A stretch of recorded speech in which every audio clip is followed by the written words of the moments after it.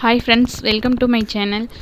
இன்றைக்கி நீர்மோர் எப்படி செய்யறதுன்னு பார்க்கலாம் வாங்க. வெயில் ரொம்ப ஜாஸ்தியாக இருக்குது, அதனால் நம்ம டெய்லியும் மோர் எடுத்துக்கிறது ரொம்ப நல்லது. எப்படி செய்கிறதுன்னு பார்க்கலாம். இப்போ ஒரு மிக்சிங் பவுல் எடுத்துருக்கேன். அதில் வீட்லேயே நம்ம பெற போட்டு வச்ச மாட்டுப்பால் தயிர் இருக்குது. தயிர் ஊற்றிக்கலாம். நல்லா கெட்டியான தயிராக எடுத்துக்கோங்க. இப்போது இதைய விஸ்க் வச்சு கட்டி இல்லாத அளவுக்கு அடித்து எடுத்துக்கலாம்.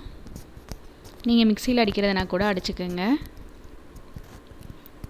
நம்ம மிக்சியில் அடிக்கிறத விட இந்த மாதிரி விஸ்க் வச்சு அடிச்சுக்கிட்டாலோ மோர் மத்தாலோ கடைஞ்சி எடுத்துக்கிட்டாலோ நல்லா டேஸ்ட்டாக இருக்கும்.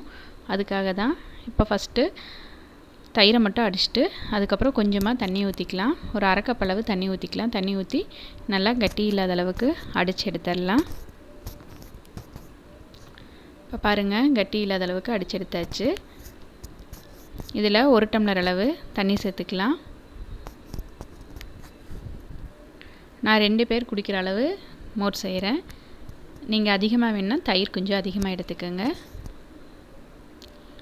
இப்போ ஃபஸ்ட்டு 1 டம்ளர் சேர்த்துட்டேன். மறுபடியும் ஒரு அரை டம்ளர் அளவு தண்ணி சேர்த்துக்கிறேன். இதில் பொடியாக கட் பண்ண இஞ்சி, ஒரே ஒரு பச்சை மிளகா காரத்துக்காக சேர்த்துக்கிறேன். மல்லித்தலை பொடியாக கட் பண்ணி வச்சுருக்கு, அதுவும் சேர்த்துக்கலாம். கருவேப்பிலை தலையும் கட் பண்ணி வச்சுருக்கேன், அதையும் போட்டுக்கலாம். தேவையான அளவு உப்பு எடுத்து வச்சுருக்கோம், உப்பையும் இது கூட சேர்த்துடலாம்.